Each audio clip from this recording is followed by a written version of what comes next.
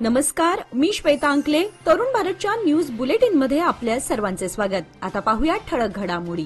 कर्नाटक राज्यातील मूक कर्ण बधिरांच्या विविध हक्क व मागण्यांसाठी बेळगाव सुवर्णसौध समोर आज मंगळवारी शिट्टीनाद आंदोलन करण्यात आले. या आंदोलनाने प्रशासनासह जनतेचे लक्ष वेधून घेतले. मूक बधिरांना सरकारी सेवेत सामावून घ्यावे, मोफत बस प्रवासची सोय करावी, सांकेतिक भाषा लिपीतून शिक्षण देण्याची व्यवस्था करावी यासारख्या मागण्यांसाठी राज्य मूकबधीर कल्याण संघटनेतर्फे निवेदन देण्यात आले. जिल्हास्तरीय, राज्यस्तरीय व राष्ट्रीय स्तरावरील क्रीडा स्पर्धात भाग घेण्यासाठी मूकबधिरांसाठी क्रीडा अनुदान सुरू करण्यात यावे, मूकबधिरांच्या विवाहासाठी अनुदान द्यावे, वृद्धाश्रमाची सोय करावी अशा मागण्याही निवेदनात नमूद करण्यात आले. गेल्या वर्षभरात कर्नाटक राज्यभरात नशेखोरांचं प्रमाण वाढलंय. त्यामुळे तरुण मुलं नशेच्या आहारी जात आहेत. तसेच या नशेखोर तरुणांची गुंडगिरी वाढली असल्यानं सर्वसामान्य नागरिक त्रस्त झालेत. दरम्यान अशाच काही राडा, मारामारी घटना शाळा महाविद्यालयीन परिसरात पाहायला मिळत आहेत.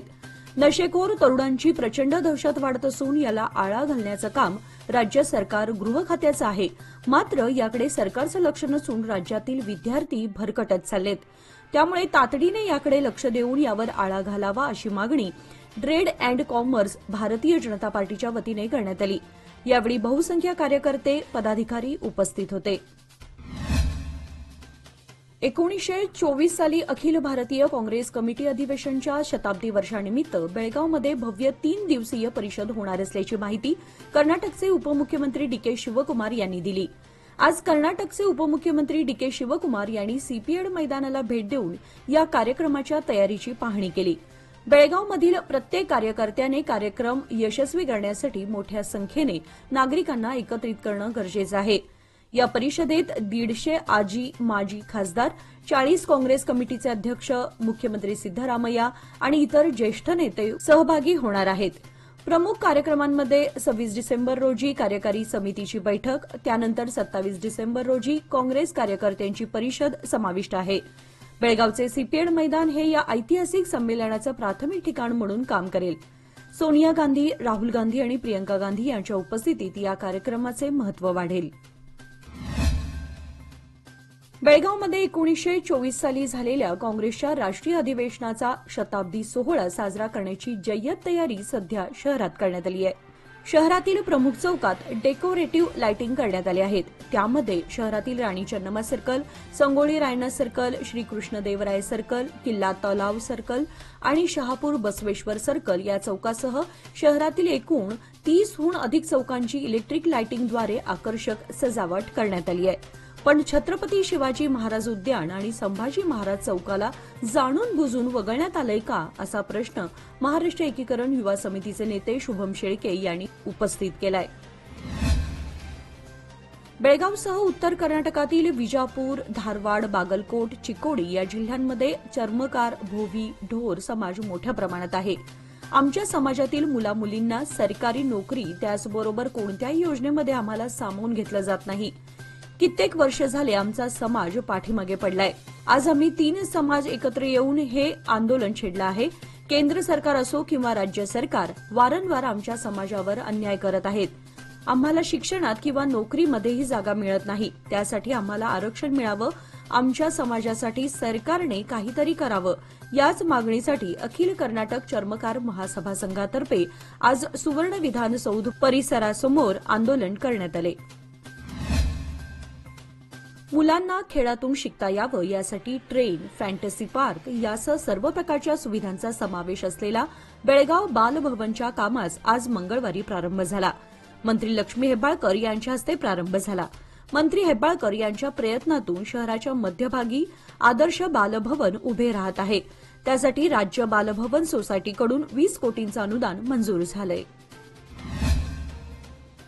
सामाजिक वनीकरणामध्ये कार्यरत वन अधिकारी, कर्मचारी व वनमजुरांच्या प्रलंबित मागण्या मार्गी लावाव्या अशी मागणी बहुजन अधिकारी कर्मचारी महासंघाच्या वतीने मुख्यमंत्र्यांना निवेदनाद्वारे केली. सामाजिक वनीकरण विभागामध्ये काम करणाऱ्या वनमजुरांचे आर्थिक शोषण आहे. मासिक पगारसोबत इतर प्रलंबित समस्या तात्काळ सोडवाव्या अशी मागणी निवेदनात नमूद करण्यात आली आहे. याप्रसंगी विभागीय वनसंरक्षक उपस्थित होते.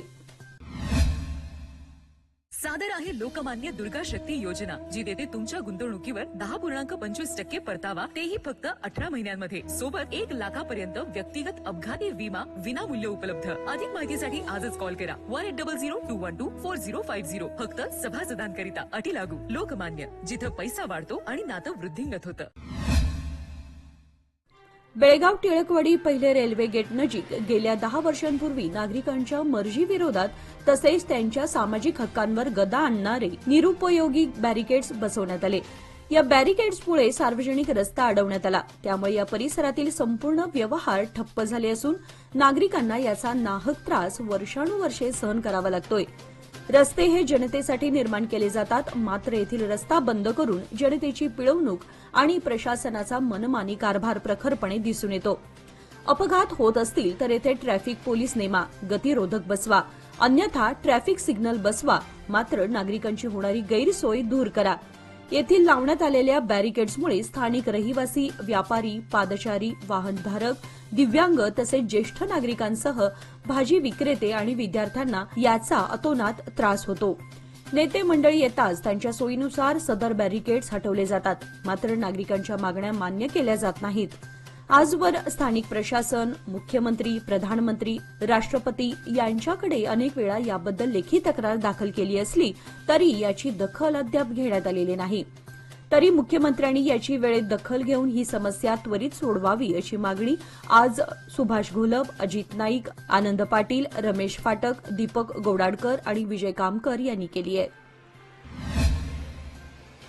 कर्नाटक राज्यातील शाळा महाविद्यालयातील शिक्षकांना जुनी पेन्शन योजना सुरू करा या मागणीसाठी सरकारी, निमसरकारी शिक्षक आणि शिक्षकेतर कर्मचाऱ्यांनी पुन्हा सुवर्णसौध परिसरात आंदोलन छेडले. राज्य सरकारी कर्मचारी जुनी पेन्शन योजना पुन्हा सुरू करावी या मागणीसाठी राज्यभरातील हजारो कर्मचारी या आंदोलनात सहभागी झाले होते. मागील वर्षी सरकारनं आश्वासन देऊनही अद्याप शासन निर्णय अथवा अधिसूचना जारी करण्यात आली नसल्यानं अखेर राज्य सरकारी कर्मचाऱ्यांनी आंदोलन हाती घेतलं असून मागण्या मान्य न झाल्यास पुढील काळात याचे उग्र पडसाद उमटतील असे देखील यावेळी सांगण्यात आले. शासकीय पदवी महाविद्यालयात अतिथी प्राध्यापक म्हणून राज्यातील महाविद्यालयांमध्ये 4,600 प्राध्यापक सेवा बजावत आहेत. पण 15 वर्षांपासून सेवा बजावूनही फक्त 12,000 गौरवधन दिलं जात असून अद्याप सेवेत कायम करण्यात आलेलं नाही. सर्व प्राध्यापकांना सेवेमध्ये कायम करण्याची मागणी अतिथी प्राध्यापक समितीच्या वतीने करण्यात आली. अतिथी प्राध्यापकांना सेवेत कायम करण्यासाठी असंख्य अधिकाऱ्यांकडे विनवण्या करण्यात आल्या. मंत्र्यांच्या गाठीभेटी घेऊन निवेदनही देण्यात आले. आंदोलनही छेडले. माजी मुख्यमंत्री बीएस येडियुरप्पा यांची भेट घेतली असता सेवेमध्ये कायम करण्याचं आश्वासन दिले होते, पण अद्यापही अतिथी प्राध्यापकांना न्याय मिळाला नाही. आताचे मुख्यमंत्री सिद्धरामय्या यांनी अतिथी प्राध्यापकांच्या समस्येकडे लक्ष द्यावे अशी मागणी या निवेदनात नमूद करण्यात आली आहे. विकास कामात उत्तर कर्नाटकावर नेहमीच अन्याय होत आलाय. त्यातच बेळगाव जिल्हा आकारमानाने मोठा आहे. निपाणी भागाचा विकास होण्यासाठी चिक्कोडी जिल्हा निर्माण होणं आवश्यक असल्याचं प्रतिपादन निपाणीच्या आमदार शशिकला जोल्ले यांनी बोलताना केले.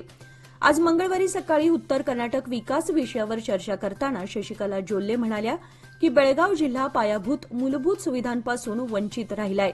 त्याचबरोबर शिक्षण, आरोग्य यापासूनही दुर्लक्षित राहिला आहे. निपाणीमध्ये सरकारी शाळा खोल्यांची अवस्थाही दयनीय आहे. शिक्षकांची कमतरता आहे. हायस्कूलची संख्या कमी आहे. पदवीपूर्व कॉलेजेस कमी आहेत. त्यामुळे या भागातील विद्यार्थ्यांना शेजारील महाराष्ट्रात शिक्षणासाठी जावं लागतं. रहिवासी दाखला कर्नाटकचा आणि शिक्षण महाराष्ट्राचे, यामुळे विद्यार्थ्यांना नोकरी व्यवसाय करताना अनेक अडचणी सहन कराव्या लागतात. 1924 साली अखिल भारतीय काँग्रेस कमिटी अधिवेशनाच्या शताब्दी वर्षानिमित्त बेळगावमध्ये भव्य 2 दिवसीय परिषद होणार असल्याची घोषणा मुख्यमंत्री सिद्धरामय्या यांनी केली. महात्मा गांधींनी अधिवेशनाचे अध्यक्षपद भूषवल्यापासून 1 शतक पूर्ण करणारा हा कार्यक्रम काँग्रेसच्या इतिहासातील एक मैलाचा दगड आणि त्याच्या चिरस्थायी वारशाचा दाखला म्हणून कल्पित आहे, असे ते आज मंगळवारी आयोजित पत्रकार परिषदेत बोलताना म्हणाले. यावेळी उपमुख्यमंत्री डीके शिवकुमार, रणदीप सिंह, केसी वेणुगोपाळ, ज्येष्ठ नेते अजय माकण, आरव्ही देशपांडे, मंत्री सतीश जारकीहोळी, संतोष लाड आदी मंत्री उपस्थित होते. याचबरोबर आजचे बातमीपत्र इथे संपले. अधिक माहिती आणि ताज्या घडामोडींसाठी पाहत रहा तरुण भारत न्यूज चॅनल. तसेच आमच्या चॅनलला लाईक, शेअर आणि सबस्क्राईब करायला विसरू नका.